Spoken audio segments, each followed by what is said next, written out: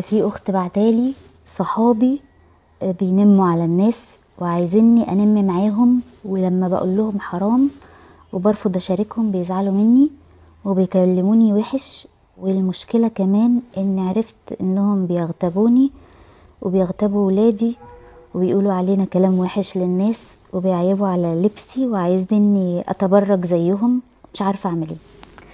شوفي يا حبيبتي، اللي تعمليه انك تسألي نفسك مين الاولى بالطاعة وبالارضاء. لما ربنا عز وجل يراعي مشاعرك ويحرم على الناس انهم يخوضوا في سيرتك بما تكرهي، ويحرم على الناس يلموا عليكي او يوقعوا الناس فيكي، ويحرم على الناس انهم يحسدوكي او يكرهولك الخير، ويحرم على الناس انهم يسبوكي، ويحرم عليهم انهم حتى يتوشوشوا مع بعض قدامك، حتى لو الموضوع ما يخصكيش، بس ممنوع انهم يتوشوشوا قدامك عشان ما تحسيش ان هم بيتكلموا عليكي.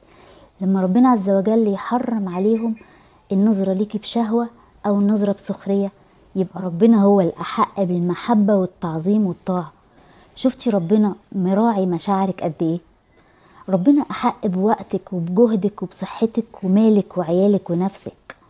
ربنا أحق بسنين عمرك اللي تعيشيها له عشان ترضيه، أحسن ما تعيشيها في مصاحبة ناس يوقعوكي في ذنوب بالغيبة والظلم والحسد والتبرج اللي عايزينك تشاركيهم فيه تحت مسمى احنا صحاب فنعمل زي بعض، احنا قرايب فنتفق مع بعض على فلان ونجيب في سيرته، احنا أصحاب مصلحة واحدة فنتحد عشان نسقط فلان ونشوه سمعته بين الناس. لا، العاقلة هي اللي تلم الشخصيات المريضة الشيطانية دي كلها وتدفنهم تحت التراب، تمحو ذكراهم، ما تنطقيش اسمهم، ما تحاوليش تتقربي وتتوددي منهم وترضيهم ولا تحتكي بيهم، لانهم اصدقاء سوء.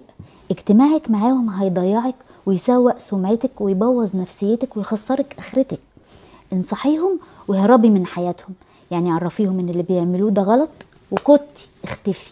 ما تروحيش بقى تتمحكي فيهم وتتلزقي وعايزه تعيشي حياتك تحت رجليهم. لا، خليكي قويه في الحق، ما تخافيش على زعل حد بيجرم في حق الله وفي حق الناس وفي حق نفسه.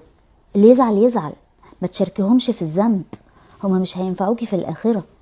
مش دول الناس اللي تتصاحب، ومش دول الناس اللي تتقرب ويتقضي وقت معاهم. لا، تبقي غلطانة لو فكرتي ان انت تكسبي رضاهم، تبقي غلطانة، لانك عشان تكسبي رضاهم لازم تبقي زيهم، ولو بقيتي زيهم انت خلاص كده ضعتي. وارضائك ليهم في ظلمهم ما اسمهوش اخوة في الله ولا صحوبية ولا صلة رحم ولا الكلام ده خالص. دي علاقة شيطانية لازم تتقطع، دول شياطين من شياطين الانس. اهربي، استعيذي بالله منهم واهربي. علاقتك تقويها بالله فقط بس، اي علاقة تانية سطحيها على قد ما تقدري. لو صلة رحم يبقى العلاقة على قد البر والسؤال وشكرا. ما تتدخليش في حياة وخصوصيات حد ولا حتى اقرب الناس ليكي، حتى لو اختك، حتى لو بنتك، الا لو طلبوا منك. طب لو حد مش من رحمك تتعاملي معاه ازاي؟ مش من رحمك يعني مش من دمك، تمام؟ اللي هم الناس اللي هم مثلا الاغراب، اكتر من السلام عليكم وكل سنة وانتوا طيبين ما تقدميش، لا تطلعي على حياتهم ولا تسألي عن اخبارهم، جابوا ايه، جابوا منين، اتخطبت ولا لسه، حملت ولا لسه. ما تبقيش متطفلة ومزعجة، لان الناس بتكره جدا الشخص المتطفل. حتى لو كانت اختك ما تتطفليش عليها، المتطفل الناس بتبعد عنه وبتخاف منه. طيب حد طلب منك مساعدة تقدري عليها، اعمليها في صمت واجري، امشي، اهربي، ما تستنيش حتى كلمة شكرا من حد. انت عملتي حاجتك لله وخلاص، منتظرة اجرك من ربنا عز وجل مش من كلمة شكرا. طب الشخص اللي ساعدته ده طلع مؤذي واذاني كتير وسامحته كتير واديت له فرص كتير ومصمم يأذيني ويركبني ذنوب ويشوه سمعتي بين الناس وبين اهلي، وزي ما بيقولوا كده مهما عملت خير ما بيتمرش فيه وبينكره وبيضرب فيا من ورا ظهري وبيعمل فيا مقالب وبيتخابس قدامي بكلام ومع الناس بكلام. اتعامل معاه ازاي؟ طيب يعني انت صابره على الضرب ده كله ليه يعني هو كان شنقك من رقبتك؟ غصبك انك تكملي معاه في علاقة مسممة زي دي؟ ما انت اللي مكملة، انت اللي اخترتي تكملي في القرف ده يا بنتي. ما انت لازم تشتكي بعد كده وتزعلي. لا، الشخص اللي زي كده ده تقصيه من حياتك كده زي ما بتقصي ضوافرك، لانه بالشكل ده والعياذ بالله منافق. منافق. والمنافق ربنا عز وجل قال عنه، اعوذ بالله من الشيطان الرجيم، بشر المنافقين بان لهم عذابا اليما. وقال المنافقون والمنافقات بعضهم من بعض يأمرون بالمنكر وينهون عن المعروف ويقبضون أيديهم نسوا الله فنسيهم إن المنافقين هم الفاسقون. وقال يا أيها النبي جاهد الكفار والمنافقين واغلظ عليهم ومأواهم جهنم وبئس المصير.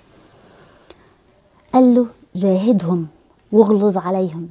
المنافقين يتجاهدوا باللسان مش بالحرب، لا بدم مسلمين نجاهدهم باللسان بالحجة، مش صاحبهم واقعد معاهم جيب في سيرة الناس عشان يرضوا عنك وحاول تخليهم يحبوك ويقربوا منك، لا مش دول اللي تسترضيهم، مش دول اللي تحرصي على رضاهم وحبهم.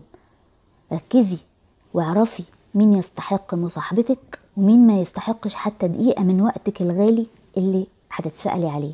المنافق حاولي ما تتقابليش معاه في مكان، ولو اضطريتي تقابليه ما تفتحيش معاه مواضيع، مش هقربه بقى وصاحبه واحكي له اسراري وخصوصياتي، ما احنا خلاص علمنا عليه وعرفنا انه مؤذي ومنافق وبيكرهنا، ما نروحش بقى نقربه ونترمي في حضنه ونزعل بعد كده لما يفضحنا. ما اروحش احط راسي في بق الاسد واقول بياكلني ليه. الشخص المؤذي ابعدي عنه وانتي مطمئنه، اكتفي برد السلام عليه لو ألقى عليك السلام، لكن مش هتعيشي طول حياتك في حرب وتيجي تشتكي بعد كده. احنا مش جايين الدنيا عشان نشيل ذنوب على ظهرنا بمجاملة النمامين والمغتابين وأهل المعاصي والظلمة عشان نعيش نرضيهم، لا. لا تصاحب إلا تقية، مفيش مجاملة في الباطل. اللي هيؤذيكي في دينك ونفسك وسمعتك ولقيتي ان مفيش امل من اصلاحه بعد ما حاولتي كتير، يبقى هجر جميل خير من مخالطة مؤذية. فتنقي صحبتك وتختاري الناس اللي تعيشي معاها وتتعاملي معاها وتتعلمي منها وتروحي وتزوريها وتجامليها، يتخليكي في حالك. سبحانك اللهم وبحمدك، أشهد أن لا إله إلا أنت، أستغفرك وأتوب إليك، وأشوفكم على خير في حلقة جديدة إن شاء الله على قناة كنزي زهرة الجنة. والسلام عليكم ورحمة الله وبركاته.